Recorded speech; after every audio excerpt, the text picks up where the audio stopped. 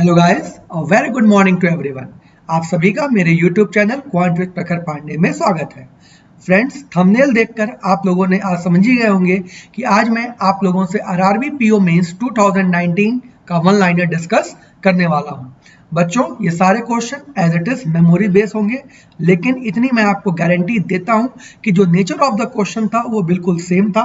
Name और numerical values may be और may not be different हो सकते हैं, बट जो नेचर ऑफ द क्वेश्चन था, जो थीम ऑफ द क्वेश्चन था, वो बिल्कुल क्या है, सेम रहने वाला है। ठीक है, और हम आज की क्लास में ये भी समझेंगे कि किस लेवल ऑफ डिफिकल्टी के क्वेश्चन हमारे मेंस में पूछे गए थे 2019 में। ठीक, और इस बार क्या संभावनाएं हैं उसको भी हम लोग डिस्कस करेंगे। ठीक है, तो चलिए बिना टाइम वेस्ट किए आज की क्लास का सबसे पहला क्वेश्चन देखते हैं। देखिए, सबसे पहला सवाल क्या कह रहा है। A person sold his article at the cost price of 1.5 lakh rupees after giving two successive discounts, 20% and 25%. Had the article sold it at mark price, find the profit in rupees. पहले question समझो, question क्या कह रहा है। मान लो मैं एक shopkeeper हूं और मैं किसी भी आर्टिकल को अपने सीपी, जो उसकी सीपी है यानी कितनी 1.5 लाख में बेचता हूं, सोल्ड करता हूं। मतलब जो मेरी सीपी है वही एसपी है अकॉर्डिंग टू फर्स्ट क्वेश्चन। ठीक, यानी पहले केस में नो प्रॉफिट और नो लॉस का केस डिस्कस हो रहा है या एग्जामिनर ये बता रहा है। नाउ अब क्या कह रहा है, ये जो सीपी पे मैंने सामान बेचा, मैं यहाँ साइड में लिख देता हूं कि यही एसपी है आपको समझने के लिए। ठीक, तो मैंने ये जो सामान बेचा, ये कब बेचा, जब मैंने अपने कस्टमर को दो डिस्काउंट दिए थे। कौन कौन से? एक पहला डिस्काउंट 20% का और दूसरा डिस्काउंट मैंने कितने का दिया था? 25% का। जब मैंने ये दो डिस्काउंट लगातार दिए तब जाकर मैंने सामान कितने में बेचा है? 1.5 लाख में। ये बात समझ में आई। अब एग्जामिनर ने पूछा क्या है, इस बात को ध्यान रखिएगा। एग्जामिनर ये कह रहा है कि अगर मैं सीपी की बजाय, अगर मैं इस प्राइस की बजाय अगर मैं एमपी पे बेचता तब मुझे कितने रुपए का प्रॉफिट होता। यानी एमपी ही क्या बन जाती? एसपी बन जाती। ठीक है ये बात। चलो तो अब करें कैसे? देखो, बहुत आसान तरीका है। डिस्काउंट किस पे मिलता है? एमपी पे। अगर 20% का डिस्काउंट है तो 20% की फ्रैक्शन वैल्यू क्या हो जाएगी? 1/5। इसका मतलब कि ये 5 एमपी है और 1 रुपए क्या है? डिस्काउंट। सही है ये बात। तो अगर 5 रुपए एमपी है और 1 रुपए डिस्काउंट है तो एसपी कितना बना? 4 रुपए। यानी मैं कह सकता हूं कि कोई चीज 5 से कितनी हो गई? 4 हो गई। क्लियर है सबको? इसी तरह 25% का डिस्काउंट यानी 1/4, यानी 4 एमपी है और 1 रुपए क्या है? डिस्काउंट। तो इसका मतलब 4 रुपए पे 1 रुपए का डिस्काउंट मिला, यानी चीज कितने में बिकेगी? 3 रुपए में। यानी कोई चीज 4 से कितनी हो गई? 3। ये मैं रेशियो बना रहा हूँ, ये एमपी है और ये क्या है? एसपी है। ठीक, क्योंकि एमपी पे जब डिस्काउंट मिलता है तो वो चीज क्या बन जाती है? Selling price. अब हमें पता है, जैसा कि मैंने क्लास में भी आपको बताया है, अगर अपोजिट या क्रॉस में कोई चीज कैंसिल आउट हो रही हो तो कैंसिल आउट कर दो, अदरवाइज मल्टीप्लाई करके लिख दो। तो यहाँ कैंसिल आउट हो रही है, मैंने काट दिया। यानी फाइनल जो रेशियो बना वो एमपी और एसपी का क्या बना? 5:3। अब सीता बराबर गीता। ये बताइए, on first case, in first case में सीपी ही क्या थी? एसपी थी। तो फर्स्ट केस में, यानी फर्स्ट केस मतलब यहां तक, ठीक है ना, अभी इसकी बात नहीं हो रही, यहां तक की बात हो रही नाउ। तो फर्स्ट केस में एसपी कितनी थी? 3 रुपए। और यही चीज 3 की वैल्यू कितनी है? 1.5। तो मैं कह सकता हूं कि 3 पार्ट की वैल्यू 1.5 लाख है। तो एक पार्ट की कितनी, या एक पार्ट की भी मत निकालो, डायरेक्ट हमें क्या निकालना है? एमपी। तो 5 पार्ट की वैल्यू क्या हो जाएगी? तो 5 पार्ट की कितनी हो जाएगी? 2.5 लाख। क्लियर है? यानी जो हमारी ओरिजिनल एमपी थी वो कितनी हो गई? 2.5 लाख। अब ध्यान से समझना क्वेश्चन ने क्या पूछा है। क्वेश्चन ये कह रहा है अगर एमपी पे बेचे तो प्रॉफिट बताओ। ये बताओ, सीपी कितनी थी? 1.5 लाख, क्योंकि उसने पहली केस में डिस्काउंट देने के बाद अपने सीपी पे ही माल को बेचा था, यानी सीपी 1.5 लाख। एमपी कितना? 2.5 लाख। तो अगर वो एमपी पे बेच देगा, यानी अगर ये न्यू एसपी हो जाएगी, ठीक, तब यानी न्यू एसपी कितनी होगी? 2.5 लाख। सीपी कितनी? 1.5 लाख। तो डिफरेंस यानी प्रॉफिट कितने का? 1 लाख। यानी इसका मतलब अगर वो एमपी पे आर्टिकल को बेचता है तो उसको फायदा कितने का होगा? 1 लाख का। और आप सभी को पता है 1 लाख में कितने जीरो होते हैं? 5। ठीक है ना, ध्यान देना, वरना तुम लोग क्या कहते हैं, भावुक हो जाओ और इसको 10,000 पढ़ लो। ठीक है, तो इसलिए भावुक नहीं होना है। क्लियर है? तो सबको ये सवाल समझ में आया होगा। ठीक, आपको बिल्कुल कुछ नहीं करना था, सिर्फ रेशियो बनाना था और सीता बराबर गीता को क्या करना था, अप्लाई करना था। ठीक है, चलिए क्वेश्चन नंबर 2 देखते हैं।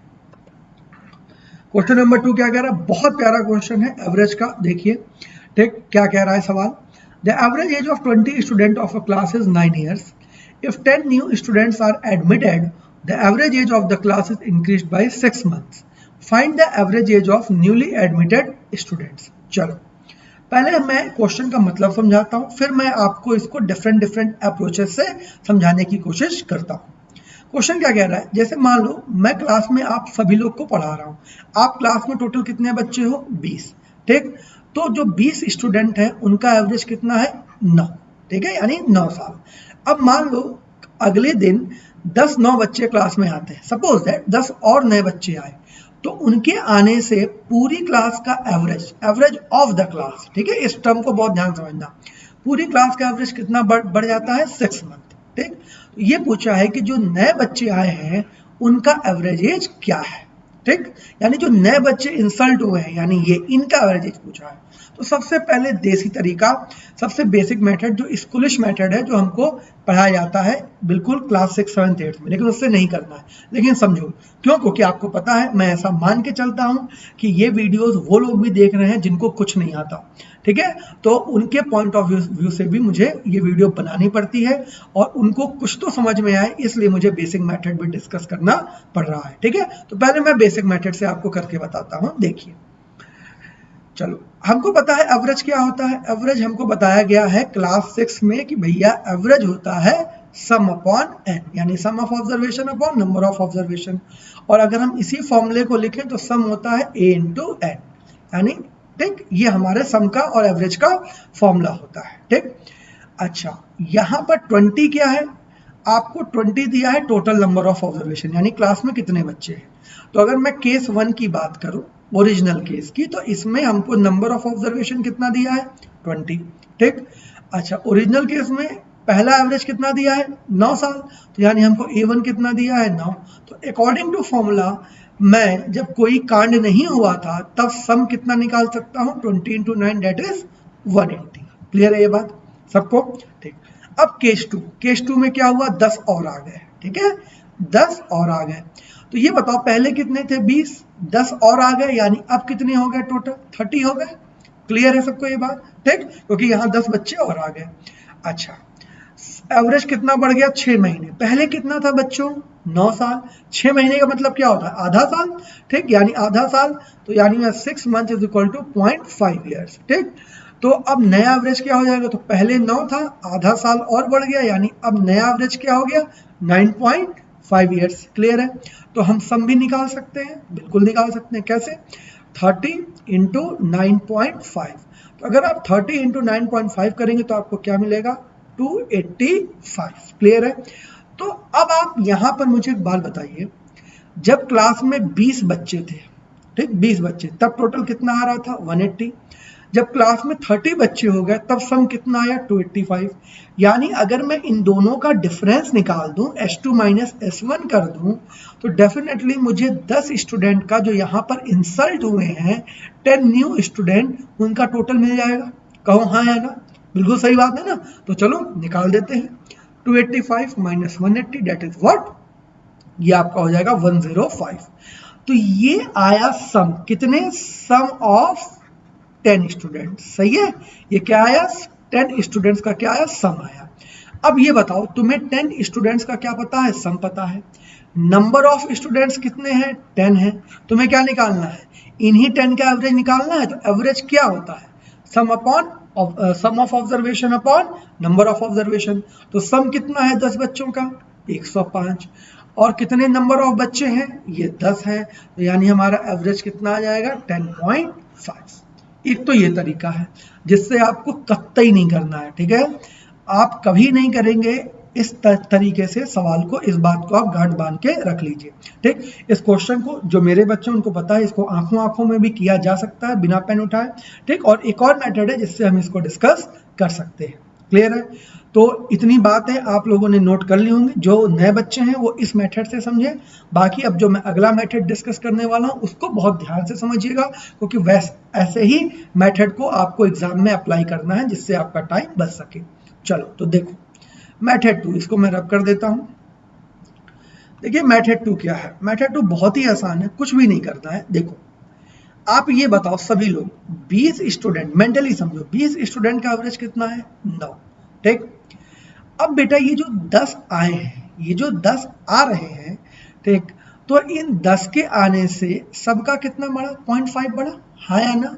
भाई आप सभी लोग कह रहे हो कि सर 10 के आने से सबका 0.5 बढ़ा, तो सबका बढ़ा, तो सब मतलब कितने हो गए भाई? ये भी तो 10 इंक्लूड हुए, यानी 30 और इंटू 0.5 यानी कितना बढ़ा? 1.5 बढ़ा। यानी ओवरऑल एवरेज जो हुआ वो कितना? 1.5 में इंक्रीमेंट आया। यानी इसका मतलब ये जो बच्चे आए हैं, ठीक, इन सभी का एवरेज ओरिजिनल एवरेज से कितना ज्यादा रहा होगा? 1.5 ज्यादा रहा होगा, हाँ या ना? फिर से समझो इस बात को। भाई मैंने ये कहा कोई चीज बढ़ती है तो सब पे बढ़ेगी, तो अगर बढ़ कितनी रही है? 6 महीने यानी आधा साल। तो अगर ये आधा साल बढ़ रहा है तो भाई ये तो इन 10 का तो ऑलरेडी बढ़ा ही हुआ है, यानी ये तो बढ़ ही रहे हैं, और इनका भी उन्होंने बढ़ाया, यानी टोटल चेंज कितने में हुआ? 30 बच्चों में हुआ। तो 30 बच्चों में ओवरऑल कितने का चेंज हुआ आपका? ठीक, आप कहोगे क्या कहते हैं सर, ओवरऑल चेंज हुआ 15 का। ठीक है, 1.5 नहीं होगा, ये कितना होगा बेटा? 15 का चेंज होगा। सही है ना ये बात? ठीक, अच्छा अगर ये 15 का चेंज हुआ, सब में कितने का चेंज हुआ? टोटल 15 का। अच्छा ये 15 टोटल चेंज करवाया किसने? इन 10 लोगों ने। तो पर हेड कितने का चेंज हुआ? एवरेज क्या होती है? पर एक की वैल्यू होती है। सही है बात? ठीक, तो अगर 10 लोगों ने टोटल चेंज 15 का करवाया, ठीक, 10 लोगों ने 15 का करवाया, तो पर हेड कितने का चेंज हुआ? 1.5 का चेंज हुआ। यानी पर हेड 1 पॉइंट का चेंज हुआ, यानी ये जो हर एक बच्चे का जो एवरेज है वो ओल्ड एवरेज से कितना ज्यादा है? 1.5 ज्यादा है ना ये बात? तो इसका मतलब जो बाद में नए 10 बच्चे आए उनका एवरेज क्या होगा? 9 प्लस 1.5 यानी कितना? 10.5। यानी हमारा आंसर क्या हो जाएगा? 10.5 ईयर्स। हमने कुछ नहीं किया, हमने देखा ओवरऑल चेंज कितने का हुआ। ओवरऑल चेंज कितने का हुआ? 15 का हुआ। ये 15 का चेंज किसकी वजह से हुआ? इन 10 बच्चों की वजह से। यानी 10 बच्चों में 15 का चेंज। एवरेज क्या होती है? पर एक की वैल्यू। ये बात ध्यान रखना, ये बात भी मैं आपको समझाता हूँ कि एवरेज पर एक की वैल्यू क्यों होती है। देखो 1 यूनिट वैल्यू, यहाँ मैं लिख देता हूँ, 1 unit value is always what? Average. इसको बहुत बेसिक एग्जाम्पल से समझो। ये बताओ, मैंने, आपकी मम्मी ने आपको 500 रुपए दिए, ठीक, और आपसे कहा जाओ आलू लेके आओ, और मान लीजिए आलू क्या कहते हैं बाजार में 100 रुपए किलो है, 100 रुपए किलो आलू है, ठीक। या मैं आपसे कहूँ कि मम्मी ने कहा कि 100 केजी आलू लेके आओ, ठीक है, 100 केजी आपको क्या लेना है? आलू, और आपके जेब में कितने हैं? 500। तो ये बताओ आलू कितने रुपए किलो है? तो आप क्या कहोगे? 500 डिवाइडेड बाई 100, यानी ये कितना हो जाएगा आपका? 5। यही क्या है बेटा? एवरेज है। क्लियर है सबको? ठीक, यही क्या है? एवरेज। अब देखो, अब आपको ये बात समझो कि पर एक की वैल्यू, यानी अगर मैं 1 किलो की वैल्यू अगर 5 है तो 100 किलो की कितनी? 500। यानी एवरेज हमेशा क्या होता है? पर एक की क्या होती है? वैल्यू। तो वही चीज मैंने यहाँ किया कि तो ओवरऑल चेंज कितने का है? 15 का। कितने एक बच्चों के की वजह से? 10 की। तो 10 का 15, तो पर एक का कितना? 1.5। यानी हर एक में कितने का चेंज आएगा? 1.5 का। ठीक, तो यानी बढ़ेगा। क्यों बढ़ेगा? क्योंकि यहाँ एवरेज भी क्या हो रहा है? बढ़ रहा है। अगर घट रहा होता तो हम क्या करते? 9 में से 1.5 क्या कर देते? घटा देते। मान लो इनके आने से एवरेज घट जाता, यहाँ पर इंक्रीज की वजह डिक्रीज हो जाता, तो हमारा आंसर क्या होता? फिर 9 में से 1.5 क्या कर देते? माइनस कर देते। तब हमारा आंसर क्या हो जाता? 7.5 हो जाता। क्योंकि कुछ बच्चों के मन में ये डाउट होगा कि सर अगर डिक्रीज होता तो क्या होता? ठीक है, तब आंसर हमारा 7.5 हो जाता। क्लियर है? तो इंक्रीज है इसलिए हमने क्या किया? इस पोर्शन को ओल्ड एवरेज में क्या किया? जोड़ दिया। क्लियर है सबको? ठीक, एक तो ये तरीका था, ऐसे ही करना है। ठीक, अच्छा जो ऐसे भी नहीं सोच पाए वो एक मेथड पढ़े होंगे अपने फैकल्टी से या मुझसे ही पढ़े होंगे अगर आप मेरे क्लास के होंगे, मिक्सचर एंड एलिगेशन अप्रोच। ठीक, इस क्वेश्चन को मिक्सचर एंड एलिगेशन से भी किया जा सकता था। देखो कैसे।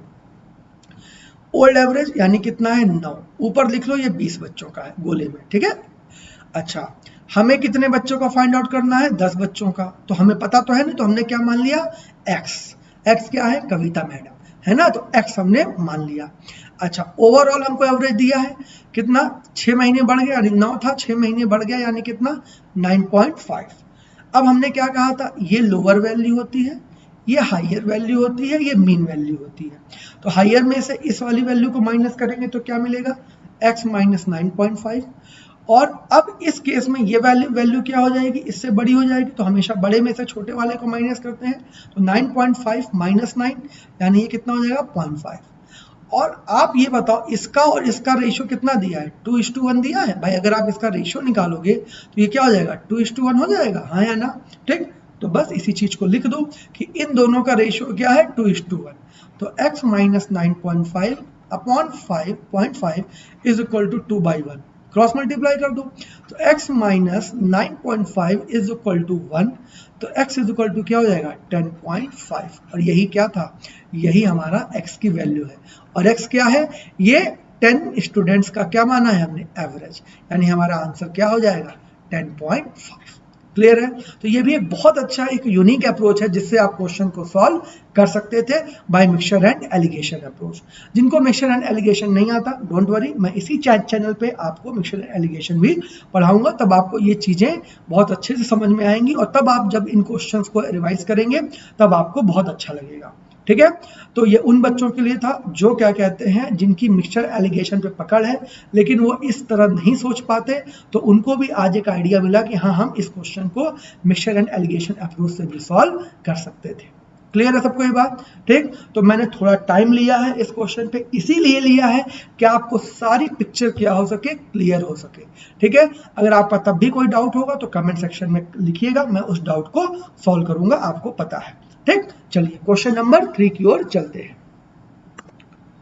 चलो देखो, बहुत अच्छा सवाल है। This is one of the most beautiful question asked in last year RRB PO mains. देखो क्या है सवाल।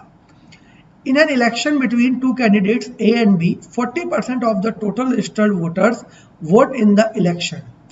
A wins by 440 votes. Had B got 27.5% more vote, then there would be a tie. Find the total number of registered voters. बहुत प्यारा question है, बहुत अच्छा सवाल है, बहुत ध्यान देखिएगा। एक चीज मैं आपकी नॉलेज में ऐड करना चाहता हूँ। सेम क्वेश्चन ठीक आरबीआई ग्रेड बी में 2015, एग्जैक्ट ईयर तो नहीं याद है लेकिन इन दोनों में से पक्का कोई एक साल है। ठीक, 16 में पूछा गया है। बस यहाँ मोर की जगह क्या था? लेस था, इतना मुझे कंफर्म है। ठीक है, चलो ये तो मैंने आपको बताया कि ये ऐसा ही क्वेश्चन कब पूछा गया था। क्वेश्चन को समझते हैं, बहुत ध्यान से क्वेश्चन को करेंगे बिना एक्स और वाई लिए। पहले क्वेश्चन की थीम समझते हैं। क्वेश्चन क्या कह रहा है? मान लो मैं ए हूं और आप भी हो। बिल्कुल प्रैक्टिकल होकर समझना है क्योंकि question is a game of language और हमें क्या करना है? लैंग्वेज को पकड़ना है और प्रैक्टिकल लाइफ से अटैच करना है। नाउ मैं ए हूं, आप भी हैं। ठीक, 40% of the registered voters vote in the election. अब मान लो कोई हमारा गांव है जहां हम और आप खड़े हुए इलेक्शन के लिए। ठीक, तो वहां पर टोटल कितने परसेंट लोग हैं रजिस्टर्ड वोटर्स? 100%। लेकिन सिर्फ वोट कितनों ने डाला? 40%। ये बात आपको, यानी ये क्या है? Casting vote. ये क्या है बेटा? कास्टिंग, सीवी नहीं है, क्या है? Casting vote. ठीक है, यानी जो भी विनिंग और लूजिंग डिफाइन होगी वो किस पे होगी? 40% पे। अब यहां तक का मतलब समझना। सिर्फ पहले केस में मैंने आपको 440 वोट से हरा दिया था, यानी मैं विन कर रहा था केस 1 में। केस 1 में मेरी आपसे क्या हुई? जीत हुई, मैं जीत गया। क्या कहते हैं? 40%। अब मुझे ये नहीं पता कि मुझे कितना परसेंट मिला, लेकिन एग्जामिनर ने मुझे ये इंफॉर्मेशन दी है कि भैया तुम्हें जितना भी मिला हो, ठीक, उससे मतलब नहीं, लेकिन तुम पहली बार में 440 वोट क्या किए थे? जीत गए थे। 440 वोटों के अंतर से तुम बी से जीत गए थे। अब देखो, अब कंडीशन कैसे ट्विस्ट कर रहा है क्वेश्चन को। Had be got 27.5% more vote. अब समझो, अब कंडीशन बदल रहा है। ठीक, वो यहां कोई चेंज नहीं कर रहा, चेंज कहीं भी 40%, अभी भी 40% ही दे रहा है। अब सिर्फ ए और बी में चेंज कर रहा है। कह रहा है कि अगर बी को इस बार केस 2, ठीक, अगर बी को इस बार 27.5% ज्यादा वोट मिल जाता या मिल जाए, ठीक, तब क्या हो जाएगा? टाई हो जाएगा, यानी दोनों ना कोई जीतेगा ना कोई हारेगा। तब find the total number of registered, तो ये बताइए कि total number of registered voters क्या थे। ये भी पूछ सकता है, या ये भी पूछ सकता है कि केस 1 में बी को कितना वोट मिला था, केस 1 में ए को कितना वोट मिला था, या टाई के केस में ए को कितना मिला, बी को कितना मिला, कुछ भी पूछ सकता है। उसने एग्जामिनर ने total number of registered voters पूछ लिया। ठीक, अब देखो अप्रोच समझो, बहुत ध्यान समझना, बिल्कुल प्रैक्टिकल। अगर आप ये अप्रोच सीख गए ना, आप सेकंड्स में क्वेश्चन को कर लोगे। ठीक है, आपको कोई एक्स वाई मानने की जरूरत नहीं है। देखो, आप मेरे स्टेटमेंट पे बहुत ध्यान देना। मैंने आपको पहले केस में कितने वोट से हराया था? 440 वोट से हराया था। सही है, बिल्कुल सही बात। यानी मेरे आपके वोट का अंतर कितना था? 440। अब थोड़ा सा ब्रेन का यूज करो। अगर मैं तुमसे ये कहूं कि इस 440 में से मुझे इस बार सेकंड केस की बात कर रहा हूं, मुझे 220 मिल रहा है और इसी 440 का 220 पार्ट तुम्हें मिल गया, है ना भाई। पिछली बार मैं तुमको 440 से हरा रहा था, लेकिन अगर इसका 220 पार्ट मुझे मिल जाए और 220 पार्ट तुम्हें मिल जाए, तो क्या ऐसा नहीं है कि हम दोनों के बीच में टाई हो जाएगा? हाँ या ना? बताओ, सभी लोग बोलो इस बात को, हाँ या ना? भाई अगर क्या कहते हैं भाई मैं तुम्हें 440 से हरा था, ठीक, अगर मुझे 440 की बजाय अगर मुझे सिर्फ 220 मिला होता और वो 220 तुमको मिल जाता, ठीक, 440 में तो वो अगला वाला 220 तुमको मिल जाता, तब तो हम दोनों में टाई हो जाता। हाँ या ना? सही है ना ये बात? अच्छा, अब यहां समझो क्या कह रहा है। अगर इतना परसेंट ज्यादा मिला होता, क्या मिला होता? इतना परसेंट ज्यादा, यानी कहीं ना कहीं सीता बराबर गीता हमको दिख रही है। परसेंटेज में वही चीज कितनी है? 27.5। वैल्यू में कितनी है? 220। सब बहुत ध्यान सुनना, परसेंटेज में कितना? 27.5% और वैल्यू में कितना है? 220। तो कहीं ना कहीं मैं ये कहना चाह रहा हूं कि इसी 27.5% की वैल्यू कितनी है? 220 है। हाँ या ना? सभी लोगों को ये बात समझ में आ रही है कि नहीं आ रही? बिल्कुल ध्यान से समझना इस बात को कि भाई यही मैं कहना चाह रहा हूं कि इसी 27.5% की वैल्यू क्या है? 220 है। ठीक, अगर 27.5% की वैल्यू 220 है तो 100% की वैल्यू क्या हो जाएगी? 800 हो जाएगी। हाँ या ना? ठीक, अच्छा, किसी को ये बात ना समझ में आ रही हो कि मैंने डायरेक्ट कैसे 800 लिख दिया, तो इस बात को ऐसे समझो भाई। 27.5% की फ्रैक्शन वैल्यू क्या होगी, पहले तो ये समझ लो। 27.5%, ठीक, तो इसकी फ्रैक्शन वैल्यू कैसे लिखेंगे समझो। जैसे ये 275 है, इसको पॉइंट को भूल जाओ, तो इसको क्या लिख सकती हो? 200 टका प्लस 75 टका। 200 टका मतलब ये 2 और 75 टका मतलब 3/4। आप इसको सॉल्व करोगे तो क्या मिलेगा आपको? 11/4। अब देखिए पॉइंट लगा है, पॉइंट कहाँ शिफ्ट हुआ है? Left hand side. अगर लेफ्ट हैंड साइड शिफ्ट हुआ है तो यानी 0 कहाँ आएगा? नीचे डिनोमिनेटर में आएगा। क्लियर है? इट मीन्स कि 11/40 की ही वैल्यू कितनी है? 220 है। यही चीज है, ठीक है, बिल्कुल सेम कैलकुलेशन में करना सिखा रहा हूं, ठीक है, यहाँ पर कि तुम कैसे क्या कहते हैं कैलकुलेशन को अप्रोच करोगे।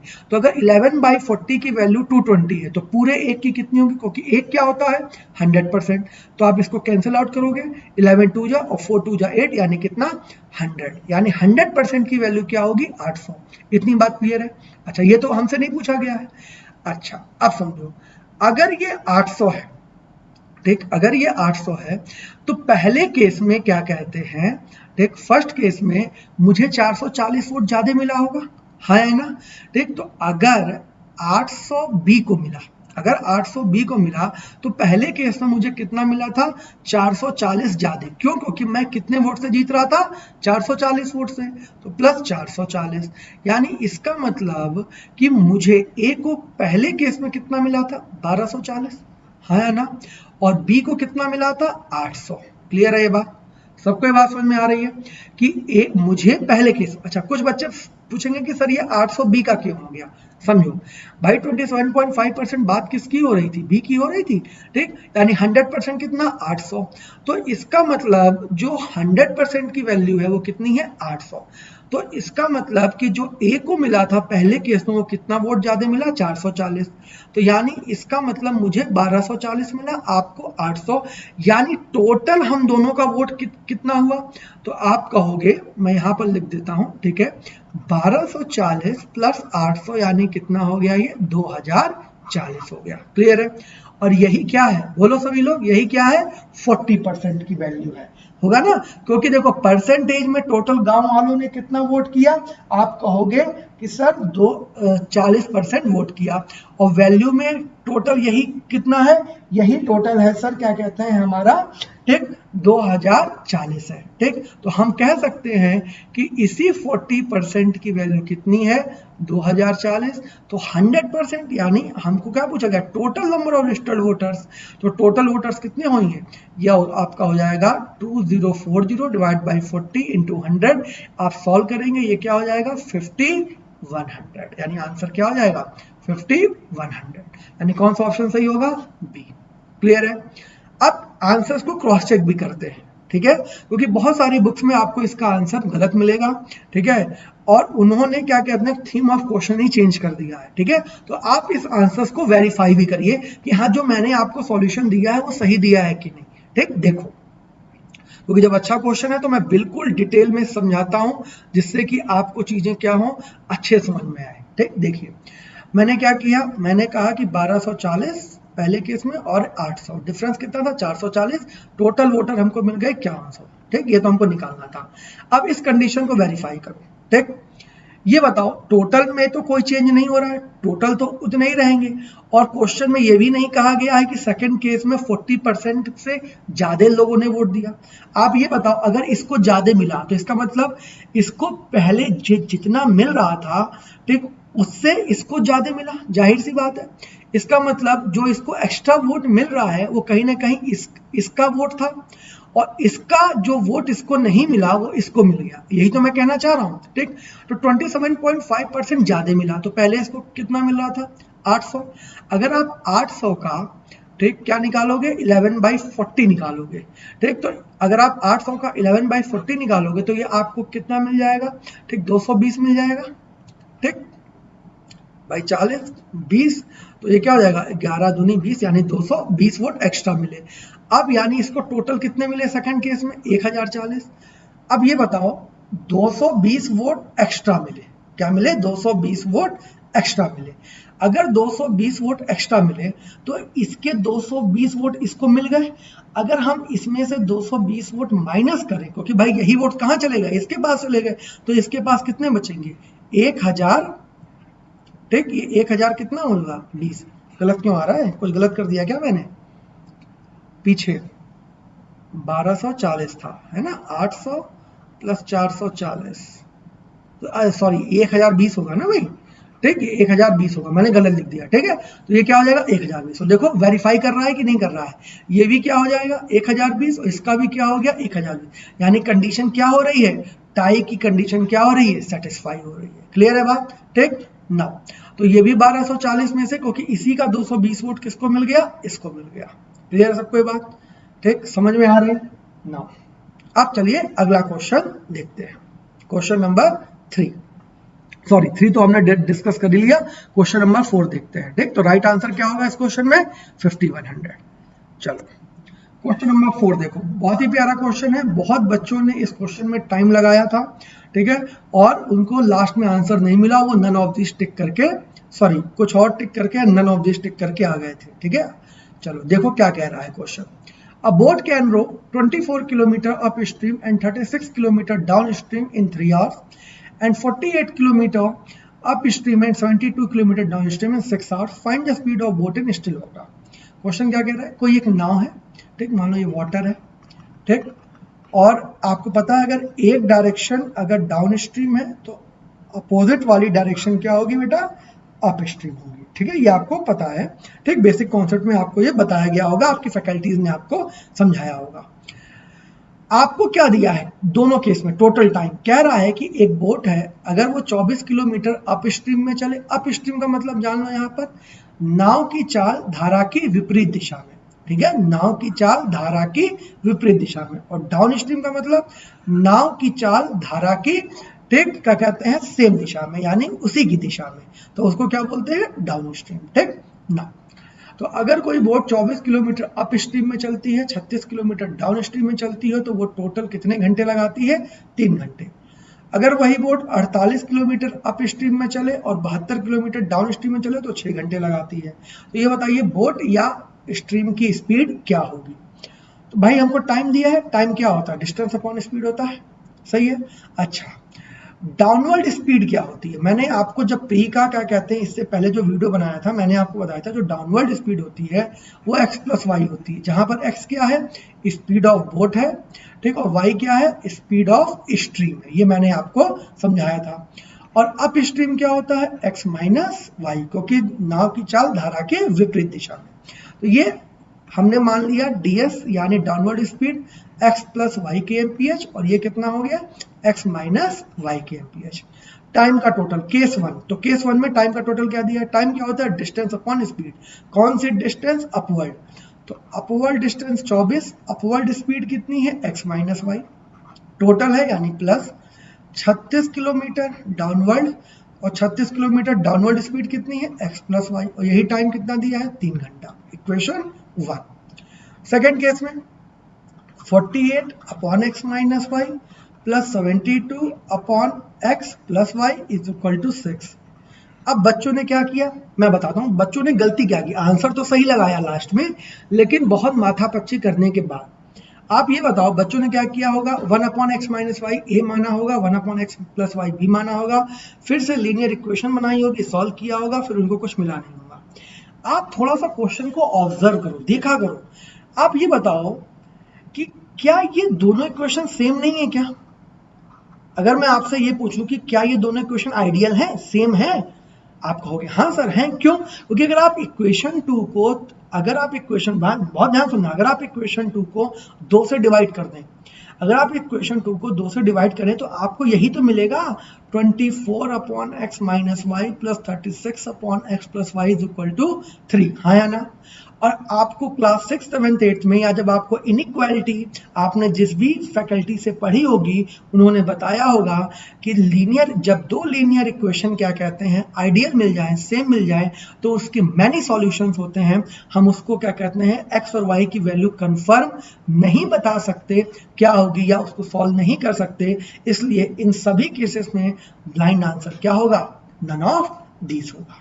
क्लियर है सबको ये बात, ठीक। तो यानी यहाँ पर आपको सॉल्व करना ही नहीं था, आपको सिर्फ ऑब्जर्व करना था, और ऑब्जर्व करने के बाद आपको डायरेक्ट आंसर क्या मिल जाता, नन ऑफ दीज मिल जाता।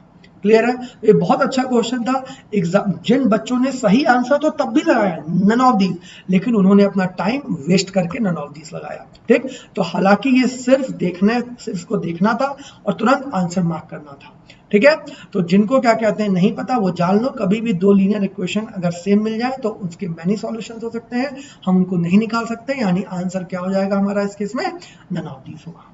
क्लियर है, चलिए क्वेश्चन नंबर 5 देखें, अगला सवाल देखिए। अगला सवाल क्या कह रहा है, the difference between CI and SI on a certain some of money for 2 years at 20% per annum is 200.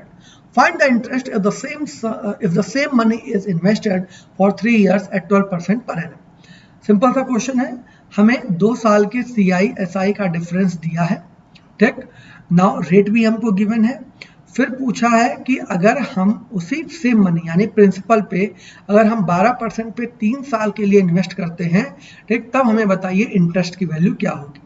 Simple interest का सवाल है। अच्छा, अगर आपने पिछली वीडियो देखी है तो मैंने आपको डिफरेंस बताया था कि डिफरेंस 2 साल का होता है PR स्क्वायर अपॉन 100 का स्क्वायर, ठीक। डिफरेंस जो 2 साल का होता है, तो जो जो वैल्यूज दी हैं उनको पुट कर दो और हम डायरेक्ट क्या निकाल दें, प्रिंसिपल निकाल दें, क्योंकि बिना प्रिंसिपल निकाले हमारा सवाल नहीं होगा, ठीक। हो तो जाएगा, मैं एक और तरीका आपको बताऊंगा, लेकिन पहले आप ऐसे करिए, फिर आपको मैं बताता हूं कि बिना प्रिंसिपल निकाले भी सवाल को कैसे किया जा सकता था, ठीक है। चलिए देखिए, तो ये आपको D आपको दिया है कितना बेटा, 200, प्रिंसिपल आपको निकालना है, R आपको पता है 20, तो 20 का स्क्वायर आप कितना हो जाएगा 400, और ये आपका 100 का स्क्वायर, सही है।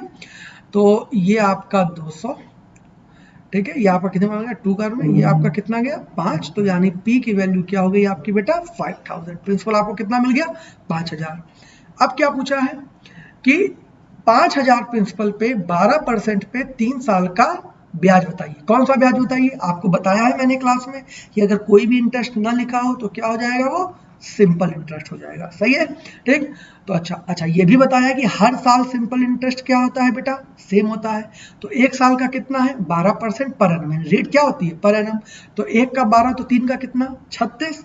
तो टोटल इंटरेस्ट परसेंटेज में कितना हो जाएगा 36%। और 36% किसका, प्रिंसिपल का। तो 36% किसका, प्रिंसिपल का। आप 36% 5000 का निकालोगे, ठीक, तो आपको क्या मिल जाएगा बेटा, आपको मिल जाएगा 36 पंजे 180, यानी कितना 1800। आपका आंसर क्या हो जाएगा 1800। क्लियर है।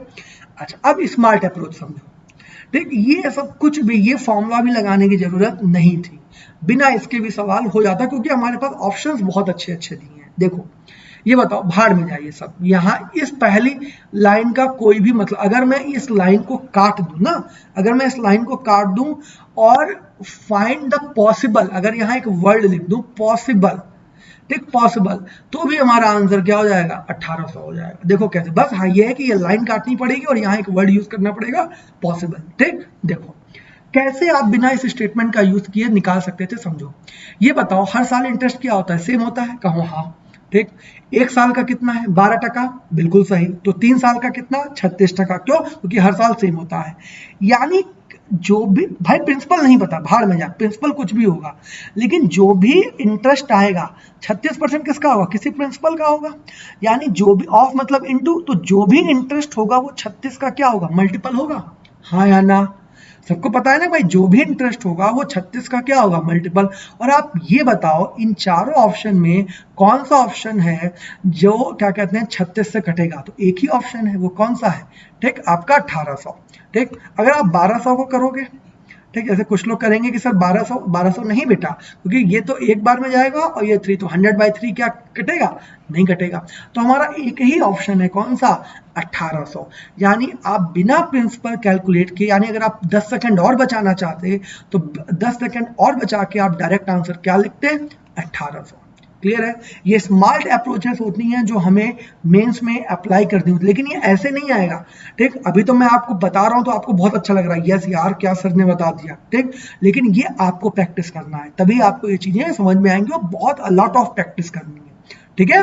तो आप बिना प्रिंसिपल निकाले क्या कहते हैं 1800 आंसर क्या कर सकते थे, लगा सकते थे, क्योंकि कल को हो सकता है ये लाइन न लिख के यहाँ एक पॉसिबल वर्ड जोड़ दे, ठीक है, और फिर आपसे ये क्वेश्चन पूछ ले, तो भी आपका आंसर क्या होगा 1800। क्लियर है, सबको बात समझ में आ रही, ठीक। चलिए क्वेश्चन नंबर 6 की तरफ चलते हैं।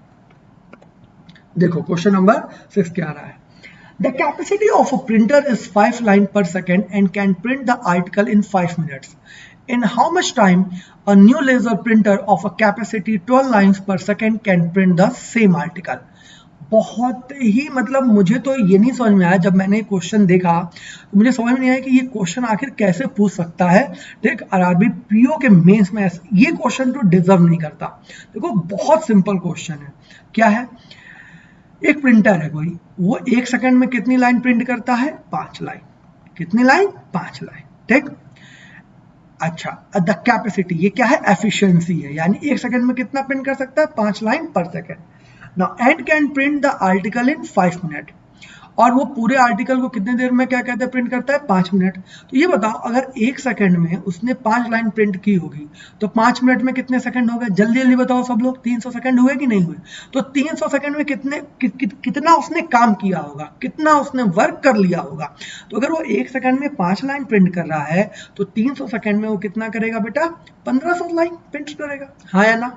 क्लियर है ये बात सबको, यानी टोटल हमको पता चल गया काम कितना उसने किया, 1500 लाइन। अब क्या पूछा है कि अगर कोई नया प्रिंटर आ जाए तो वो कितने सेकंड में, ठीक, कितने सेकंड में, अगर उसकी एफिशिएंसी 12 लाइन पर सेकंड है, ठीक, तो वो क्या कहते हैं उसी आर्टिकल को कितने सेकंड में प्रिंट करेगा। अब ये बताओ टाइम एंड वर्क, सही, चलो इस सवाल को बता देता हूँ। टाइम बराबर क्या होता है, वर्क अपॉन एफिशिएंसी होती है, हाँ या ना। अब जो नया प्रिंटर है उसको वर्क कितना करना है, इतना ही वर्क करना है, यानी कितना करना है, 1500 काम करना है, और इसकी एफिशिएंसी कितनी है, 12 लाइन पर सेकंड, तो 12 लाइन पर सेकंड, सही है ना ये बात, ठीक। तो अगर आप 1500 को 12 से क्या करोगे, डिवाइड करोगे, तो आपको क्या मिलेगा, आप बिल्कुल कैंसिल आउट कर दो, ठीक। तो कितना जाएगा, 12 बन जा 12, कितना बचा 3 और 0, 12 2 जा 24, 12 5 यानी कितना 125 सेकेंड। यानी आपका ब्लाइंड आंसर क्या आ जाएगा 105। जिनको ये फॉर्मूला नहीं पता उनको भी कोई दिक्कत नहीं भाई, सिंपल सी बात है कि अगर 1500 रुपए है मेरे जेब में और 1 किलो आलू कितने का है, 12 का है, तो अगर 1500 रुपए है, 1 किलो आलू 12 का है, तो टोटल कितने किलो आलू लाऊंगा, 125 किलो लाऊंगा, ठीक। इसमें चाहे ये फॉर्मूला पता हो चाहे ना पता हो, बिल्कुल देसी सवाल है, पता नहीं क्यों पूछा गया है, मुझे तो ये बात समझ में ही नहीं आ रही, ठीक है ना। तो आप ऐसे क्वेश्चंस कभी कभी एग्जामिनर आपको दे देता है कि हाँ भैया चलो इस गरीब मानुष के क्या कहते हैं 2-3 नंबर तो मिल ही जाए, ठीक है ना। तो इस बात का भी ध्यान रखना सभी लोग, ठीक। ऐसे सवाल भी लेकिन दिक्कत क्या है कि आप डीआई और सीरीज में इतने फंस जाते हो, ठीक, कि यहाँ तक पहुंच ही नहीं पाते हो, ठीक है।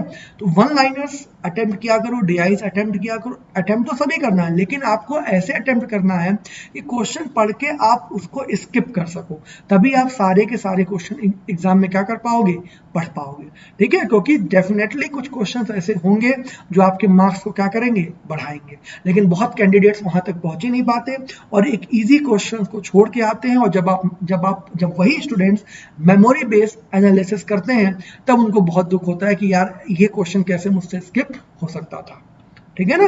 तो इस बात का भी ध्यान रखिएगा। चलिए क्वेश्चन नंबर 7 की ओर चलते हैं। देखो प्रोबेबिलिटी का एक बहुत अच्छा सवाल पूछा गया है। जो लोग एकेडमी में मुझसे पढ़ते हैं उनको पता होगा कि बिल्कुल सेम सवाल क्या कहते हैं शीट में भी है हमारे, और ऐसा ही सवाल पिछले साल क्या कहते हैं पूछा भी गया है। क्या है सवाल, देखिए। One ticket is drawn randomly out of 40 tickets numbered from 1 to 40. Find the probability that the number on the ticket is multiple of 5 or 7. क्या क्वेश्चन है पहले ये समझो। मान लो कुछ टिकट्स है और उनकी नंबरिंग है, तो पहले टिकट पे मान लो 1 लिखा है, दूसरे पे 2 लिखा है, तीसरे पे 3, ऐसे ही टोटल कितने टिकट हैं 40।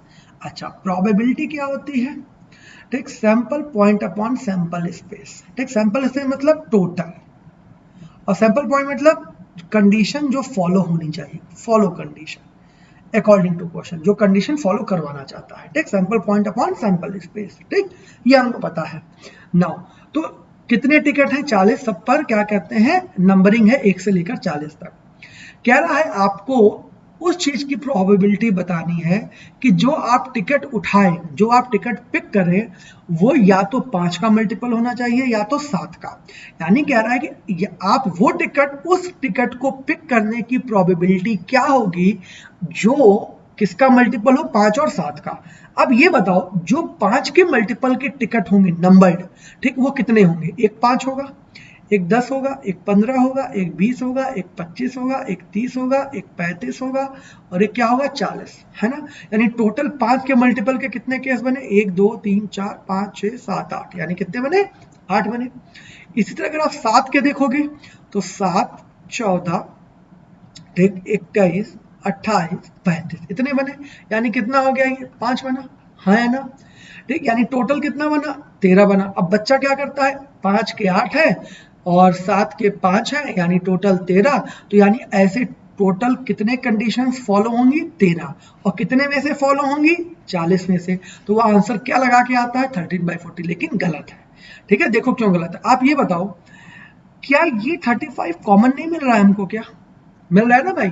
यानी इसका मतलब ये 5 के टेबल में भी आया और ये 7 के मल्टीपल में भी आया, तो इसको कितनी बार कंसीडर करेंगे, एक ही बार। तो एक बार इसको स्किप कर देंगे तो ये 13 की जगह क्या हो जाएगा, 12 हो जाएगा। यानी जितनी फॉलो कंडीशंस करवानी थी वो कितनी थी, 12, ठीक। और कितने में से करवानी थी, आउट ऑफ 40, यानी 40 से। तो यानी इसका मतलब आपका क्या हो जाएगा, 3/10, यानी 30% या 3/10, यानी आपका आंसर क्या हो जाएगा, 3/10 हो जाएगा। क्लियर है सबको ये बात, ठीक है। तो इस तरीके से आप इस क्वेश्चन को बिल्कुल आंखों में सॉल्व कर सकते थे बिना टाइम वेस्ट किए। जो लोग इस वीडियो को देख रहे होंगे वो समझ पा रहे होंगे कितने इजी सवाल आते हैं। और मैंने एक लेक्चर के स्टार्टिंग में भी कहा था कि लेवल ऑफ डिफिकल्टी को भी हम लोग समझेंगे। अगर मैं 1-2 क्वेश्चन को छोड़ दूं, ठीक है, तो बाकी क्वेश्चन बहुत आसान है, आप बहुत ईजिली बाकी क्वेश्चन को पिक कर सकते थे और फ्रैक्शन ऑफ सेकेंड्स में क्या कहते हैं सवाल को, ठीक, हल कर सकते थे। बस ये है कि वहां पर एग्जाम में आपके हाथ पांव नहीं फूलने चाहिए, है ना, वहां पर आपको प्रेशर नहीं होना चाहिए, ठीक है। चलिए अगले क्वेश्चन की ओर बढ़ते हैं। क्वेश्चन नंबर 8, देखो, two partners A and B invested rupees 2800 and 2100 in a business. After X months, C joined with rupees 3500. B leaves before 2 months of the total time period. C received 350 out of इतना. Find the value of X. चलो पहले question समझो. पहले question को हिंदी में समझते हैं. दो पार्टनर्स है. पहले दो पार्टनर्स की बात हो रही है कि एक पार्टनर जो A है वो 2800 रुपए लगाता है, दूसरा पार्टनर 2100 रुपए लगाता है, और X महीने बाद एक तीसरा पार्टनर 3500 रुपए लगाकर बिजनेस में आता है. इसका टाइम पीरियड नहीं पता. B जो है वो टोटल टाइम से 2 महीने पहले क्या हो जाता है, छोड़ देता है अगर वो बिजनेस, ठीक. और C को टोटल प्रॉफिट अगर 1050 है तो C को टोटल प्रॉफिट कितना रिसीव होता है, 150. अब दो तीन चीजें यहाँ पर आपको पता होनी चाहिए कि प्रॉफिट जो है वो डायरेक्टली प्रोपोर्शनल किसके होता है, टोटल इन्वेस्टमेंट पे, और जो प्रॉफिट का रेशियो होगा वही टोटल इन्वेस्टमेंट का, जो टोटल इन्वेस्टमेंट का रेशियो होगा वही प्रॉफिट का. और आपको पता है investment of A upon profit of A is equal to investment of B या total investment of B upon profit of B. ठीक है, ये कॉन्सेप्ट भी आपको पता होना चाहिए. अब ये कहाँ से आया, कैसे आया, ये जब चैप्टर पढ़ाऊंगा तब बताऊंगा. अभी आपको ये दोनों चीजें मैं शॉर्ट फॉर्म में बता दे रहा हूँ कि ये दोनों चीजें आपको पता होनी चाहिए. नहीं पता होनी चाहिए तो यहाँ पर देख लो. चलो पहले मुझे टोटल इन्वेस्टमेंट निकालना है तीनों का इंडिविजुअल. ठीक, तो ये 2800. अच्छा, क्या ए कोई कांड कर रहा है, नहीं. ए भैया 12 के 12 महीने. अब 12 महीने कैसे पता चला, ठीक है. तो देखो यहाँ पर एक, यहाँ पर out of total profit C join, find the value of, यहाँ पर C मंथ ज्वाइन. अब देखो यहाँ कहीं पर हमको क्या कहते हैं, एनुअल टर्म का यूज नहीं दिख रहा है ना, तो हम ये मान के चलेंगे कि टोटल कितने टर्म की बात हो रही है, यहाँ पर 12 महीने की. क्लियर है, ठीक. यहाँ पर टोटल कितने टर्म की बात हो रही है, ठीक, 12 महीने की बात हो रही है, यानी पूरे पूरे 1 साल की बात हो रही है. ठीक है, इस बात को आप यहाँ पर ध्यान से, ठीक है, यहाँ पर समझेंगे ना. ए कितना रुपए लगा रहा है, 2800. कितने महीने तक लगाया, 12 महीने तक. बी कितना लगा रहा है, 2100. कितने महीने तक, 10 महीने तक. क्यों 10 तक, देखो अगर टोटल टाइम पीरियड 12 महीने है तो कितने महीने पहले वो भाग गया, 2 महीने पहले भाग गया. तो 12 महीने में से अगर वो 2 महीने पहले भाग गया तो उसने कितने महीने काम किया, 10 महीने. ठीक है, आपको ये भी पता होगा कि टोटल इन्वेस्टमेंट क्या होती है, base investment into time period, और किसमें, मंथ्स में. ठीक है, तो आप इस चीज से, ये चीज जो मैं कर रहा हूं ना वो यहां से कर रहा हूं. ठीक है, तो 2100 यानी कितना, 10. अच्छा, ये कितना लगाया, 3500. इसका टाइम पीरियड क्या है, एक्स है, ये हमको नहीं पता. अब देखो एक बात बताओ सभी लोग, भाई पी का प्रॉफिट कितना है, 350, सॉरी सी का प्रॉफिट कितना है आपका, 350 है. टोटल प्रॉफिट कितना है, 1050. तो अगर मैं सी के प्रॉफिट और टोटल प्रॉफिट का अगर रेशियो निकालूं, या चलो रेशियो नहीं निकालूं, अगर मैं एक बात, हाँ चलो रेशियो निकाल देता हूं पहले, तब आपको ज्यादा समझ में आएगा. तो आप क्या कहोगे, 350 टोटल प्रॉफिट का कितना पार्ट है, तो आप कहोगे 0 यानी 1/3 पार्ट है. यानी इसका मतलब टोटल प्रॉफिट रेशियो में कितना है, 3, और सी को कितना मिला उस 3 में से 1, यानी 3 में से 1 पार्ट किसका है, सी का. तो 2 पार्ट किसका होगा, ए और बी का. हाँ है ना, ये बात सबको समझ में आ रही है कि नहीं आ रही. अगर मैं ये कहूं कि भाई सी का कितना है, 1 पार्ट, तो ए और बी का कितना हो जाएगा, टोटल 2 पार्ट. तो मैं इस चीज को ध्यान समझना, मैं इसी चीज को इस फॉर्म में लिख रहा हूं. तो क्या मैं ऐसे नहीं लिख सकता, investment of C upon profit of C is equal to investment of A plus B upon profit of A plus B. हाँ है ना, क्लियर है ना भाई. ठीक, इस चीज को मैं लिख सकता हूं, तो लिख सकता हूं, तो चलो मैं लिख देता हूं. पहले देखो क्या कुछ चीजें कॉमन हैं जो कट रही हैं, बिल्कुल कट रही हैं. क्या, 0 0 0 0, और ये आपका 0 0 कैंसिल आउट हो गया. 7 से भी कट जाएगा, बिल्कुल. ये 5 टाइम्स में, ये 3 टाइम्स में, और ये कितने टाइम्स में, 4 टाइम्स में. ठीक, चलो अब इन्वेस्टमेंट ऑफ ए, तो इसका कितना है, 48 है, और इसका कितना है, 30 है. ठीक, तो 48 प्लस 30 कितना, अच्छा सी का पहले लिख लो, सी का कितना है, 5x अपॉन, और सी का प्रॉफिट कितना निकला हमारा, 1 निकला बेटा. Investment of A plus B, तो ए प्लस बी का टोटल कितना निकला, 78, और ये कितना है, 2, यानी ये कितना हो जाएगा, 39. सही है, ठीक, ये कितना हो जाएगा आपका, 39 हो जाएगा. ठीक, तो इसका मतलब क्या कहते हैं, 5x की वैल्यू क्या हो गई, 39 हो गई. 12 चौक 48, सही कटा है ना भाई, और 10 तिहाई 30. ठीक।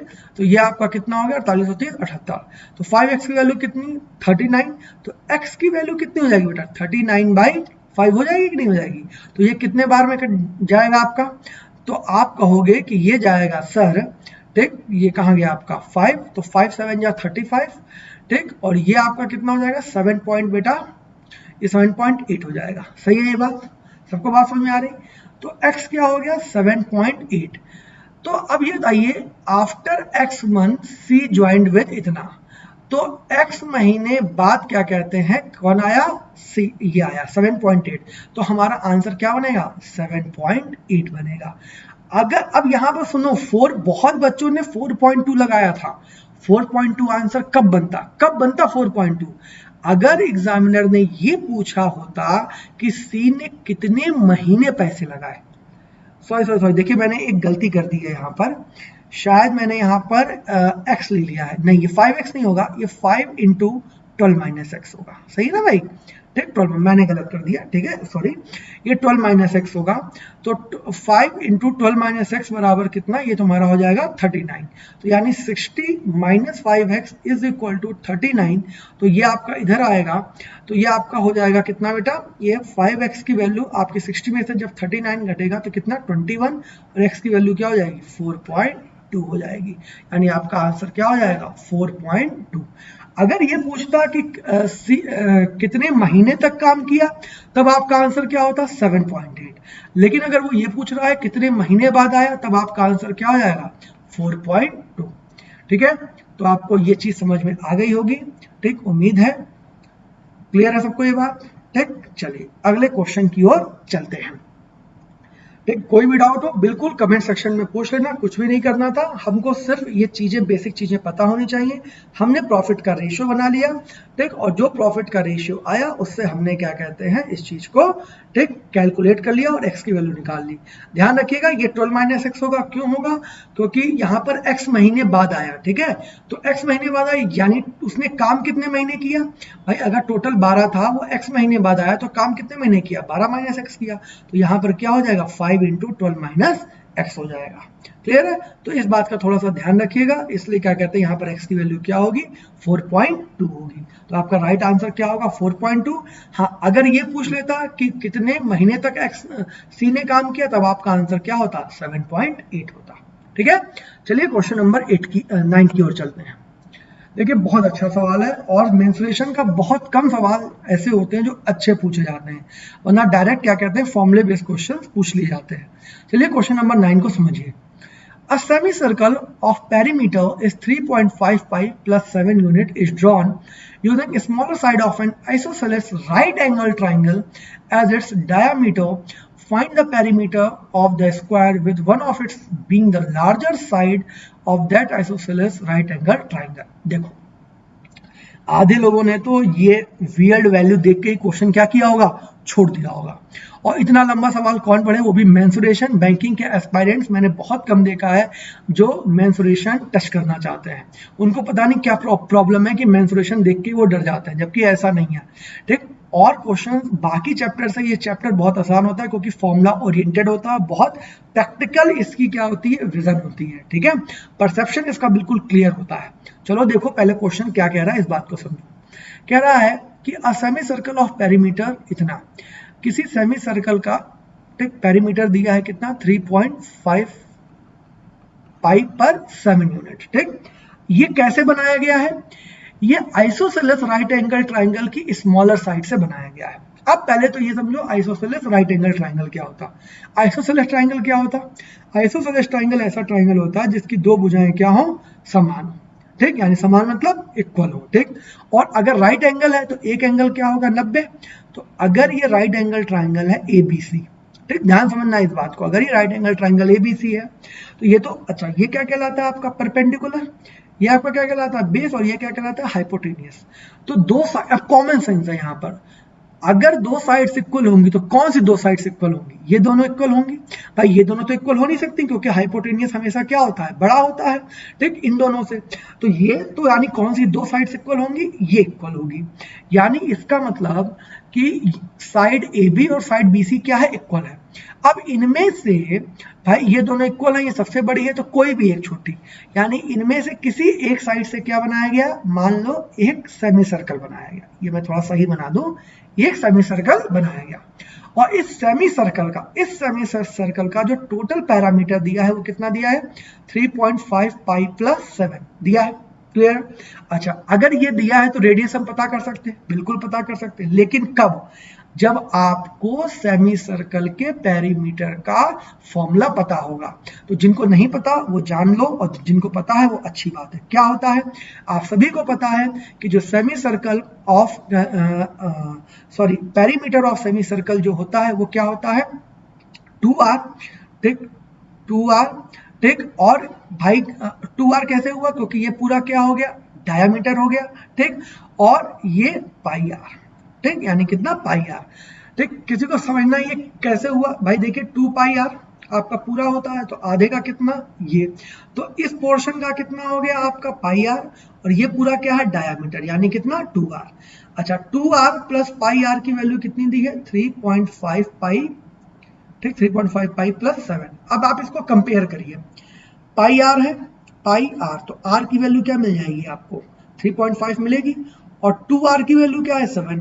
तो यानी r की वैल्यू कितनी है आपकी? 3.5, और 2r यानी डायामीटर, तो डायामीटर आपका कितना हो गया? 7। तो अगर ये डायामीटर है तो यानी ये भी 7 है, और ये भी क्या है? 7 है। अगर ये 7 है और ये 7 है तो आपको पाइथागोरस थ्योरम पता होनी चाहिए कि पाइथागोरस थ्योरम कहती है कि AC स्क्वायर बराबर AB square plus BC square. तो यानी AC square is equal to 7 का स्क्वायर 49, 7 का स्क्वायर 49, यानी कितना? 98। तो ये आपका कितना हो जाएगा? AC की वैल्यू हो जाएगी अंडर रूट ऑफ 98, और अंडर रूट ऑफ 98 को क्या लिख सकते हैं आप? 7√2 लिख सकते हैं। और या फिर अगर आपको अगर ऐसे नहीं पता तो आपको पता होना चाहिए कि ये क्या होगा? A√2 होता है। ये क्या होता है? A√2। तो A की वैल्यू क्या है? 7, तो ये क्या हो जाएगा? 7√2। तो आपको हाइपोटेन्यूस पता चल गई, जो लॉन्गेस्ट साइड है वो क्या पता चल गई? 7√2। अब ये मैंने क्यों निकाला? देखो, कह रहा है आपको पेरीमीटर निकालना है, किसका? स्क्वायर का। किसके स्क्वायर के? One of its side of the larger side of that isosceles triangle. उस आइसोसेलेस राइट एंगल ट्राइंगल की जो सबसे लार्जेस्ट साइड होगी उससे बना जो स्क्वायर होगा, उससे बना जो स्क्वायर होगा उसका आपको क्या निकालना है? पैरामीटर। यानी इसका आपको क्या निकालना है? पैरामीटर। अगर ये स्क्वायर है तो इसकी सारी साइड्स क्या होंगी? इक्वल होंगी। यानी ये भी 7√2, ये भी 7√2, ये भी 7√2 और ये भी 7√2। तो अगर ये भी 7√2 है, ये भी 7√2 है, ये भी 7√2 है, तो इसका टोटल पैरीमीटर क्या होगा? तो पैरीमीटर क्या होगा? सम ऑफ ऑल बाउंड्रीज। तो 4 × 7√2 यानी कितना? आपका क्या हो जाएगा? 28√2, यानी हेंस आपका ऑप्शन नंबर सी क्या हो जाएगा? सही हो जाएगा। तो कुछ भी नहीं था इस सवाल में, आपको ये फॉर्मूला पता होना चाहिए था, ठीक। इस फॉर्मूले से और आपको बेसिक नॉलेज होनी चाहिए कि आइसोसेलेस राइट एंगल ट्राइंगल का क्या मतलब होता है। पाइथागोरस थ्योरम पता होती, बहुत आसानी से आप 30 सेकंड के अंदर इस सवाल को क्रैक कर सकते थे। और थोड़ी बहुत आपकी इंग्लिश अच्छी होनी चाहिए जिससे आप क्वेश्चन को क्या कर सकें? इंटरप्रेट कर सकें। क्लियर है? चलिए क्वेश्चन नंबर 10 की ओर चलते हैं। देखिए क्वेश्चन नंबर 10 क्या कह रहा है। बहुत ही आसान सवाल है, अगेन CISI पर बेस है। A sum of money amounts to 2480 in 2 years and 3200 in 5 years. Find the rate of simple interest. देखिए फिर से वही सवाल, ये वो सवाल है जो प्री में पूछे जाने चाहिए, लेकिन आपके किस में पूछे गए हैं? मेंस में। सिंपल सी बात है भाई, आपको कोई प्रिंसिपल था, ठीक, कोई प्रिंसिपल था 2 साल का, ठीक। अमाउंट कितना है? अ सम ऑफ अमाउंट कितना? 2480, और यही प्रिंसिपल 5 साल में कितना हो जा रहा है आपका? 3200, यानी 2 साल में अगर 2480 और 5 साल में कितना? 3200। आपको मैंने आज ही की क्लास में जब पिछला एक क्वेश्चन इसी का समझाया था तो मैंने बताया था हर साल सिंपल इंटरेस्ट क्या होता है? सेम होता है। तो आप ये बताओ, अगर 5 साल का सिंपल इंटरेस्ट 3200 है, ठीक, और 2 साल का अगर सिंपल इंटरेस्ट 2480 है ना भाई, ठीक, अगर 5 साल का 3200 है और आपका क्या कहते हैं 2 साल का 2480 है, तो अगर हम माइनस करें तो 3 साल का कितना हो जाएगा? ठीक, सॉरी ये 5 साल का अमाउंट है, सॉरी मैं गलत बोल गया, ये 5 साल का अमाउंट है, ये 2 साल का अमाउंट है। तो जो डिफरेंस आएगा 3 साल का, वो किसका डिफरेंस होगा? इंटरेस्ट का डिफरेंस होगा। भाई प्रिंसिपल तो इन दोनों में सेम होगा, तो डिफरेंस किसका क्रिएट हुआ? इंटरेस्ट का। तो 3 साल का जो इनका इंटरेस्ट का डिफरेंस होगा वो कितना होगा? 720 रुपए होगा। तो अगर 3 साल का इंटरेस्ट 720 रुपए है बेटा, ठीक, तो 1 साल का कितना होगा? अगर आपको निकालना हो तो आप 1 साल का क्या कर सकते हैं? निकाल सकते हैं, कितना? 240। अगर 1 साल का 240 तो 2 साल का कितना? तो 2 साल का कितना? ठीक, आपका 480 रुपए। सही है। तो अब ये बताओ 2 साल का सिंपल इंटरेस्ट कितना? 480। 2 साल का अमाउंट कितना? ठीक, 2480। तो प्रिंसिपल कितना हो जाएगा? आप अमाउंट में से अगर आप प्रिंसिपल माइनस कर दोगे तो आपका कितना हो जाएगा? ये 2000 होगा कि नहीं होगा? ठीक, तो बस प्रिंसिपल यानी सीपी, अमाउंट मतलब एसपी, ये मैं आपको बताता हूं, ठीक है। और ये क्या है? प्रॉफिट। तो 2000 क्या हो जाएगा आपका प्रिंसिपल, प्रॉफिट कितना है? 480, रेट क्या होती है? Per annum. तो अब आप निकाल दो, तो पर एनम यानी 1 साल का इंटरेस्ट कितना है? 240, और प्रिंसिपल आपको पता चली गया है कितना? 2000, और परसेंटेज में कन्वर्ट करने के लिए क्या करते हैं? इनटू 100। ठीक, तो ये आपका कितना हो जाएगा? 12%, यानी आपका ब्लाइंड आंसर क्या हो जाएगा? Option number D. कुछ भी नहीं था, 5 साल का पता था, 2 साल का पता था, 3 साल का इंटरेस्ट निकाल लिया, 1 साल का निकाल लिया, 2 साल का। क्यों 2 साल का निकाला? क्योंकि हमें प्रिंसिपल पता चल सके। आप चाहते तो 5 साल का निकालते तो भी आपका क्या कहते हैं प्रिंसिपल क्या आता? ठीक, 2000 ही आता। क्लियर है सबको? ठीक, तो ये बात आपको समझ में आ गई होगी। चलिए अगले क्वेश्चन की ओर चलते हैं, क्वेश्चन नंबर 11। देखिए, अब देखो, अब ये क्वेश्चन देखने में कितना बड़ा लग रहा है ना, और देखते ही बच्चा क्या हो जाएगा? क्वेश्चन छोड़ देगा, जबकि क्वेश्चन को पढ़ना चाहिए। हमेशा एक बात आदत डाल लो, आप कोई भी, चाहे बड़ा क्वेश्चन हो चाहे आसान, आप इतना टाइम, इतनी प्रैक्टिस जरूर करो कि आप क्वेश्चन को क्या कर सको, एक बार पढ़ लो, क्योंकि हो सकता है पढ़ने के बाद चीजें क्या हो जाए? क्लिक कर जाए। ठीक, चलिए देखते हैं क्वेश्चन क्या कह रहा है। A person retires from the job and gets some amount as retirement fund. मान लो मैं एक आदमी हूं, मैं अपनी जॉब से क्या हुआ? रिटायर हुआ, और मुझे क्या मिला? कुछ फंड मिला। ठीक, ही सेव्स 35% ऑफ द फंड। मैंने क्या हुआ? 35% फंड क्या कर लिया? सेव कर लिया। Remaining amount is distributed among his wife, son and daughter. और रिमेनिंग अमाउंट को मैंने अपनी बीवी, एक सन और एक डॉटर में किस रेशियो में बांट दिया? इस रेशियो में बांट दिया।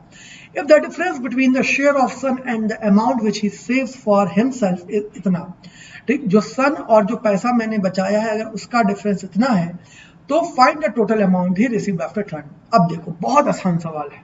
अगर आप ये क्वेश्चन छोड़ के आते हैं, इसका मतलब आप खुद आरआरबी को कह रहे हो कि आप मुझे सेलेक्ट मत करो। ठीक, ऐसे क्वेश्चंस छोड़ने का मतलब कि आप उनको ऑफर कर रहे हो कि yes I am not the deserving candidate, ठीक है, फॉर दिस एग्जामिनेशन। ठीक है, देखो कैसे भाई, बहुत आसान सवाल है भाई। टोटल मुझे कितना मिला? 100%, कोई एक्स एक्स नहीं, सब फालतू है। ठीक, टोटल क्या मिला? हमें क्या मिला? 100%। ठीक, अच्छा, मैंने अपने लिए कितना बचाया? ठीक, 35%। भाई क्या पता कौन साथ दे कौन ना दे बुढ़ापे में, तो मैंने अपने लिए कितना बचा लिया? ठीक, आई, ठीक, कितना? 35%। बाकी अपनी फैमिली में कितना डिस्ट्रीब्यूट किया? 65%। इस फैमिली में कौन कौन है? वाइफ है, एक सन है और एक कौन है? बिटिया है मेरी।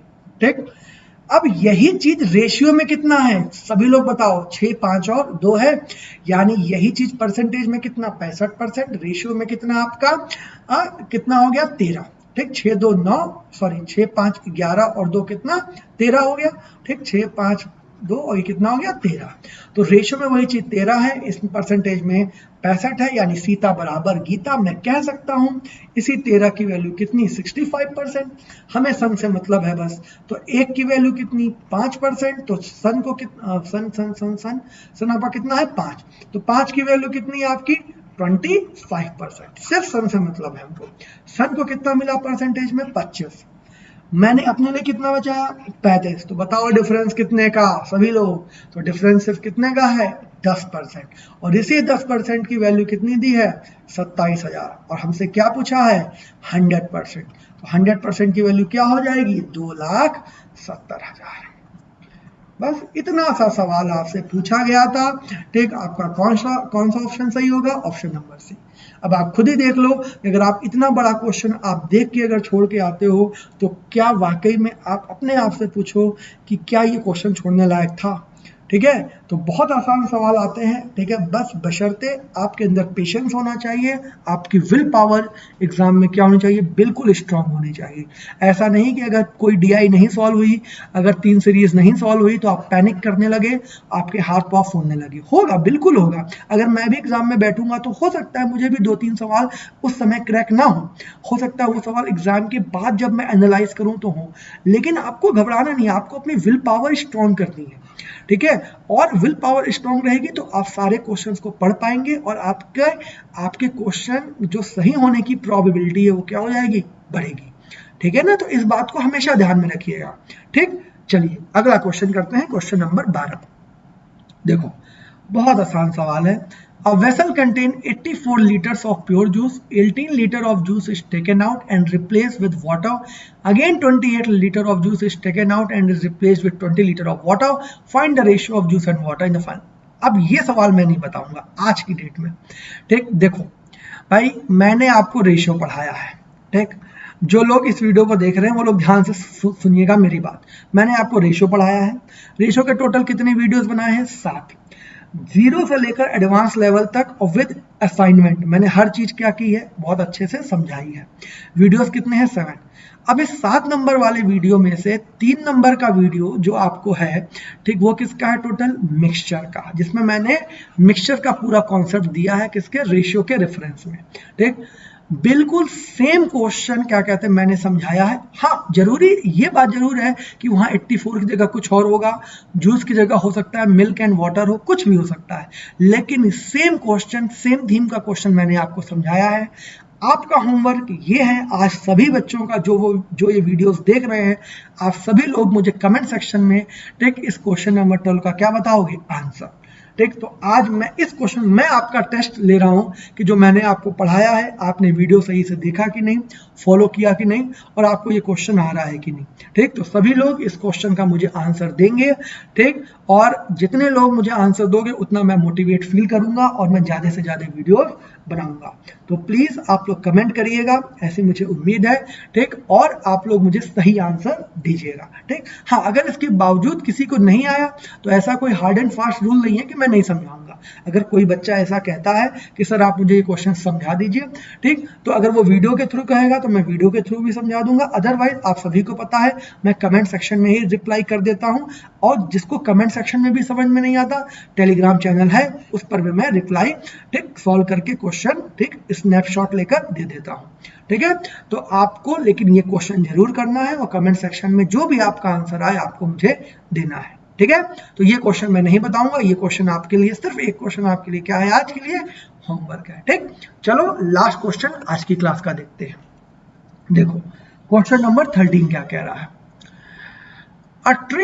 A train A crosses 250 metre long bridge in 25 seconds. ठीक, ट्रेन A 250 मीटर लंबे ब्रिज को कितने देर में क्रॉस करती है, 25 second. Another train B whose speed is 1/5 of train A can cross train E in 9 seconds while moving in opposite direction if the length of the train A is this and this। चलो question का मतलब समझो। पहले question का मतलब बहुत प्यार से समझते हैं। एक ट्रेन ए है जिसकी लेंथ गिवन है कितनी, 125 मीटर। ये ट्रेन एक ब्रिज को क्रॉस करती है और ब्रिज की भी लेंथ गिवन है कितनी, 250 मीटर, और कितने टाइम में क्रॉस करती है, 25 सेकंड में। कितने, 25 सेकंड में। क्लियर है सबको ये बात। तो एक ट्रेन है जो ब्रिज को क्रॉस करती है और कितने देर में, 25 सेकंड में। एक दूसरी ट्रेन ठीक ट्रेन ए को अपनी स्पीड के 1/5 स्पीड, जो ट्रेन ए की स्पीड है, ठीक, ट्रेन बी की स्पीड जो है वो स्पीड ऑफ ट्रेन बी जो है वो 1/5 है स्पीड ऑफ किसके, ट्रेन ए के। इस स्पीड से ट्रेन ए को 9 सेकंड में क्रॉस करती है लेकिन अपोजिट डायरेक्शन में। अब देखो ये क्वेश्चन क्यों अच्छा है, एग्जामिनर ने आपके रिलेटिव स्पीड का भी नॉलेज टेस्ट कर लिया इस क्वेश्चन से, और कॉन्सेप्ट ऑफ ट्रेन का भी नॉलेज क्या कर लिया, टेस्ट कर लिया इस क्वेश्चन से। तो पहले तो मैं आपको ये बता दूं कि जब कोई भी ट्रेन किसी ब्रिज को, किसी बड़े ऑब्जेक्ट को क्रॉस करती है तो वहां टोटल डिस्टेंस जो होती है वो ट्रेन की लेंथ प्लस क्या होती है, उस ऑब्जेक्ट की लेंथ, और ऑब्जेक्ट यहाँ क्या है, ब्रिज। ठीक। तो ये टोटल डिस्टेंस कितनी हो जाएगी, ट्रेन की लेंथ प्लस ब्रिज की लेंथ, यानी आपकी ये हो जाएगी 375 मीटर, क्योंकि यूनिट क्या है, मीटर है। ये टोटल डिस्टेंस। अच्छा, ये डिस्टेंस कौन कवर कर रहा है, ट्रेन ए, यानी स्पीड, और कितने देर में, 25। तो ट्रेन ए की स्पीड क्या हो जाएगी, स्पीड बराबर क्या होता है, डिस्टेंस अपॉन टाइम, यानी 375 अपॉन 25। क्लियर है, ठीक। तो अगर आप इसको करेंगे, आप इसको अगर काटेंगे तो कैसे कटेगा, देखो बहुत आसान है। 25 से अगर आपको टेबल याद है तो 25 से तुरंत काट दीजिए, ठीक, बाकी कोई टेंशन वाली बात नहीं है। तो ये कितने बार में जाएगा, 25 1 या 25, आपका कितना बचा, 12, और 25 पंजे, यानी कितना आ गया, 15 मीटर पर सेकेंड, ठीक। अगर ट्रेन ए की स्पीड 15 मीटर पर सेकेंड है तो ट्रेन बी की स्पीड क्या हो जाएगी, 1/5 ऑफ 15, यानी कितना, 3 मीटर पर सेकेंड। क्लियर है। अब रिलेटिव स्पीड क्या होती है, देखो समझो, रिलेटिव स्पीड में अपोजिट डायरेक्शन में हमेशा ट्रेन की स्पीड क्या होती है, प्लस होती है, यानी स्पीड ऑफ ट्रेन ए और स्पीड ऑफ ट्रेन बी क्या हो जाएगी, प्लस हो जाएगी, ठीक। तो कितनी हो जाएगी, ट्रेन ऑफ स्पीड ए कितना है आपका 15 है, और स्पीड बी का, सॉरी, ट्रेन बी की स्पीड कितनी है, 3, यानी टोटल कितनी हो गई, 18। क्लियर है। अब देखिए, ये ट्रेन ए थी और ये ट्रेन बी थी, आपको ट्रेन बी की लेंथ नहीं पता, ठीक, आपको ट्रेन बी की लेंथ नहीं पता, लेकिन ट्रेन ए की पता है। लेकिन ये दोनों ऑब्जेक्ट जब क्रॉस करेंगे तो दोनों ट्रेनों की लेंथ क्या होगी, जुड़ेगी, यानी टोटल डिस्टेंस क्या होगी। सेकंड केस की बात कर रहा हूं, ध्यान से समझना ये बात। तो टोटल डिस्टेंस क्या होगी, ट्रेन ए की लेंथ और ट्रेन बी की लेंथ। तो ये टोटल डिस्टेंस क्या हो जाएगी, 125 प्लस के हो जाएगी। सही है भाई, क्योंकि मुझे इसकी तो नहीं पता, तो मैंने इसकी क्या ले ली, के ले ली। अच्छा, तो अच्छा, स्पीड क्या होगी, अपोजिट डायरेक्शन में प्लस होगी, तो टोटल डिस्टेंस कितनी, 125 प्लस के, डिस्टेंस बराबर क्या होता है, स्पीड इंटू टाइम। स्पीड कितना है, 18, तो ये हमने क्या लिख दिया, 18। अच्छा, टाइम कितना दिया है, 9 सेकेंड। सही है ना भाई, कितना है, 9। तो 18 9 या कितना, आपका 18 9 या, ठीक है, ये कितना हो गया, 162। तो k की वैल्यू क्या हो जाएगी, 162 माइनस 125, यानी आपका कितना हो जाएगा, 37। यानी इसका मतलब जो ट्रेन बी की लेंथ थी वो कितने मीटर थी, 37 मीटर थी। क्लियर है। तो अगर आपको ये चीज़ें पता थी तो आप बहुत आसानी से ये सवाल कर लेते एग्जाम में। अगर आपको ये चीज़ें नहीं पता थी कि ट्रेन की लेंथ ऐड होती है कि नहीं ऐड होती है, ठीक, और स्पीड प्लस होती है कि नहीं होती है, तब आप इस क्वेश्चन को नहीं कर पाते, ठीक। तो ये आज का टॉपिक था हमारा। आपको यही 13 क्वेश्चन आए थे, ठीक। और न्यूमेरिकल वैल्यू चेंज हो सकती है, मैंने आपको कहा है कि इसमें कुछ भी हो सकता है, लेकिन थीम बिल्कुल यही थी, as it is nature of question बिल्कुल यही था, ठीक। तो आई होप आज की क्लास आपको समझ में आई होगी। जिन्होंने सारे टॉपिक पढ़े होंगे, ठीक, जो बच्चे क्या कहते हैं 1-2 बार प्री क्वालिफाई किए होंगे, ठीक, उनको सारी चीज़ें समझ में आई होंगी, उनको कुछ जरूर नया सीखने को मिला होगा कि कैसे हम कुछ क्वेश्चंस को बहुत आसानी से अप्रोच कर सकते थे, ठीक, और कैसे हम अपने टाइम को सेव कर सकते थे। और सबसे ज़रूरी बात आपने आज की क्लास में ये सीखी होगी कि अगर आपने पिछले साल मेंस दिया है और अगर आप ये 13 क्वेश्चन नहीं कर पाए या वहाँ नहीं पहुँच पाए, तो सबसे बड़ा रीज़न ये था कि कहीं ना कहीं आपकी विल पावर क्या थी, कमजोर पड़ गई थी, क्योंकि क्वेश्चन आपसे अटेम्प्ट नहीं हो रहे थे सही, उसकी वजह से इजी क्वेश्चंस क्या हो पाए, आपके लिए कठिन हो गए या आप उनको पढ़ ही नहीं पाए, ठीक है। तो बिल्कुल कूल माइंड से एग्जाम में जाइए, अच्छे से पढ़िए, ठीक, और एग्जाम को आपको देना है, ठीक।